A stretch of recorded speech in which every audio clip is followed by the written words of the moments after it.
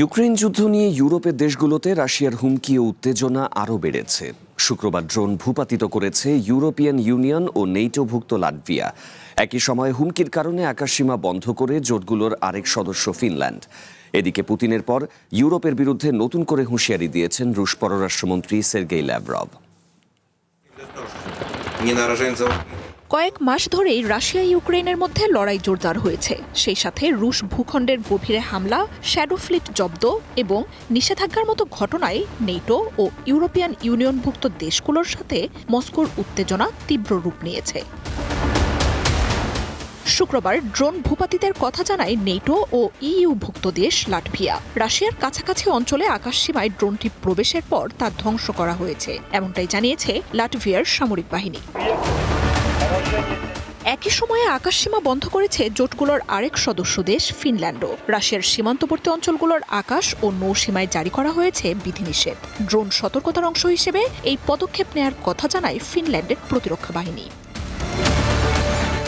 ড্রোনগুলোর উৎস সম্পর্কে নিশ্চিত করেনি লাটভিয়া বা ফিনল্যান্ড, তবে রয়টার্স জানিয়েছে রাশিয়ার উত্তরাঞ্চলীয় নেটো দেশগুলো বাঁধ, জ্বালানি স্থাপনা, গ্যাস ক্ষেত্র সহ গুরুত্বপূর্ণ স্থাপনাগুলোতে নিরাপত্তা জোরদার করেছে।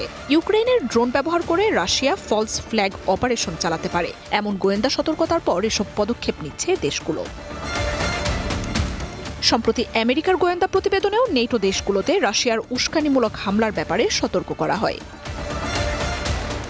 এদিকে বৃহস্পতিবার রাতে লেনিনগ্রাদ অঞ্চলে 15টি ড্রোন ভূপাতিতের কথা জানিয়েছে রাশিয়া। অঞ্চলটি ফিনল্যান্ড ও এস্তোনিয়ার সীমান্তের কাছাকাছি।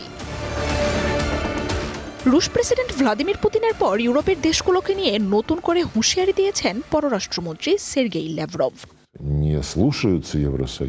ইউরোপিয়ান ইউনিয়ন নিজেদের আইন প্রয়োগের সিদ্ধান্ত নিয়েছে। রাশিয়াকে দমাতে তাদের অবৈধ সিদ্ধান্তকে আইন বলা হচ্ছে। প্রেসিডেন্ট পুতিন খুব শান্ত ও স্পষ্টভাবে এসব ডাকাতি ও দস্যুতার জবাব দেওয়ার ঘোষণা দিয়েছেন।